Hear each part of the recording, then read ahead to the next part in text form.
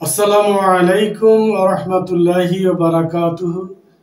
বিসমিল্লাহির রহমানির রহিম। সম্মানিত বন্ধুগণ, আজকে আমার আলোচ্য বিষয় হলো রমজান মাস মানুষকে কি করে। আমাদের এই আলোচনাটা আমাদের প্রত্যেকটা মুসলমানের জানা দরকার, প্রত্যেকটা মুমিনের এটা আলোচনায় থাকা দরকার।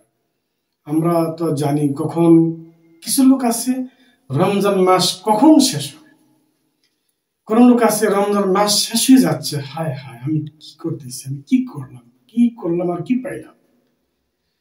আমাদের রমজান মাসে রমজান মাস আমাদেরকে কি করে? এক নম্বরে আমাদেরকে আত্মত্যাগ, আত্মশুদ্ধি শিখায়। ক্ষুধার্ত থেকে আত্মশুদ্ধি শিখায়।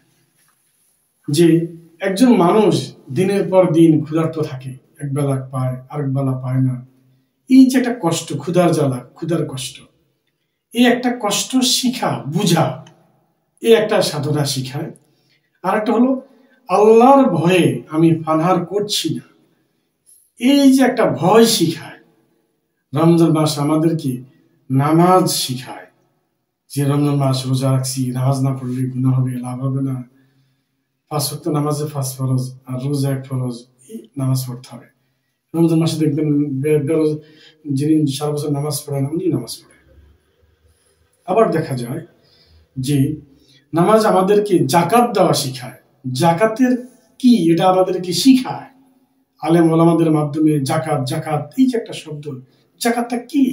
এটা হলো অর্থের একটা সাদাকা, আমার অর্জিত সম্পদ, গচ্ছিত সম্পদ এবং সেভিং যেটাকে বলি আমরা, সঞ্চয় সম্পদের সে জাকাত। এই যে একটা ট্যাক্স, এটাও আমাদেরকে শিখায়। কোরআন পড়া, কোরআন শিখা, এটা আমাদেরকে শিক্ষা দেয় রমজান।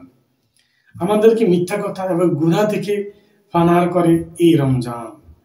আমাদের এই রমজানে আমাদেরকে আত্মীয় স্বজনদেরকে কিছু দেওয়া শিখায়। এই রমজান মাস আমাদেরকে গরিব মিসকিন অসহায়দেরকে দান করা শিখায়। এই রমজান মাস আমাদেরকে আল্লাহর নৈকট্য লাভ অর্জন শিখায়। এই রমজান মাস আমাদেরকে ভ্রাতৃত্ব শিখায়, আমাদেরকে অনেক জৈবিক চাহিদা থেকে বিরত রাখা শিখায়, আমাদেরকে কষ্ট শিখায়, কিভাবে কষ্ট করতে হয়। আল্লাহকে পেতে হলে অনেক কিছুই করতে হয়, শুধু একটা দুইটা করে আল্লাহকে পাওয়া যায় না। আল্লাহ হাকাম যতগুলো হুকুম আছে সবগুলো মানতে হয়, এটা শিখায় আমাদেরকে রমজান। এই জন্য রমজান মাস আমাদেরকে অনেক কিছু শিখায়। হয়তো আলোচনা লম্বা হবে, কোরআন হাদিসের রেফারেন্স নিয়ে আসছি না, বড় হয়ে যাবে ভিডিওটি। এই জন্য রমজানের মাস আমাদেরকে নিজেকে আত্মশুদ্ধি হিসেবে, একজন আদর্শ মানুষ হিসেবে গড়ার একটা শিক্ষক হিসেবে রমজান মাস আসে, আর আমরা শিখি। কেউ আছে এই অমূল্য রতন ধন পায়, কেউ এটাকে হারায়। ইনশাআল্লাহ আল্লাহ পাক আমাদের তৌফিক দান করুক, আমরা যেন এই রমজান মাসকে রমজানের হক আদায় করতে পারি।